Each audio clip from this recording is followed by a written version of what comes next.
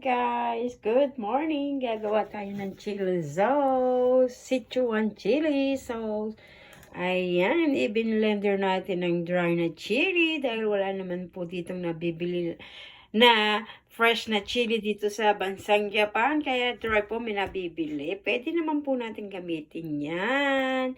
At syempre, nag-blend lang tayo dito ng dry chili, garlic, mga 2 puso ng garlic, and then, lagyan natin ng chicken nor cubes, konting asin. Ayan, ngayon po ay nagpainit na tayo ng kawali. At syempre, ilagay na natin ang ating chili. Ayan, magluluto tayo ng chili sauce. Ayan, nakita nyo, kumukulok-kulok-kulok-kulok-kulok. Ayan lang po natin siyang ma-blend at maluto. Ayan, halu-haluin po natin. Siyempre, naglagay tayo dito ng binlend natin yung dry chili natin. Naglagay po tayo ng what I call oil.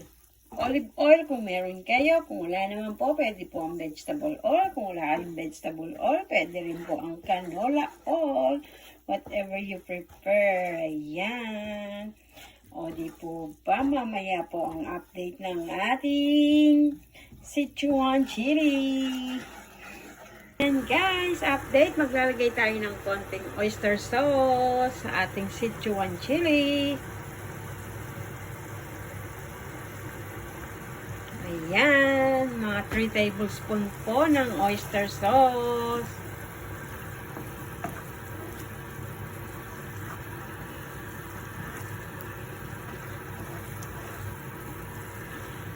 I-mekos-mekos natin hanggang mag-blend po sila. Sa low fire lang po natin nilutuin yan, ha. Kasi yung chili natin po is dry, hindi naman po yung fresh na chili.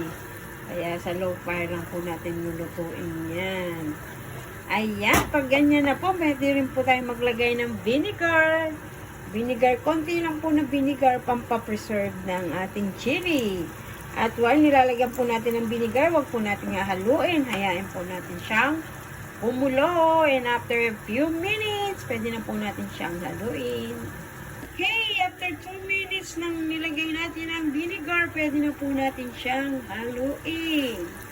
Ayan, at syempre, maglalagay rin po tayo ng 1 teaspoon ng sugar para mag-blend po ang ating chili sauce. Ayan. Ayan na po. Pwede na po natin yung isalin sa garapon na jar na babasagin sa glass jar. At syempre, bago po natin lagay sa glass jar, kailangan po nating hugasan ng mainit na tubig ang glass jar. So, mga kapangyaw, ayan na po ang ating Sichuan chili sauce. Okay, till my next vlog. Bye-bye! Sana may natutunan kayo sa aking mini vlog. Bye-bye mga kapangyaw. I love you all!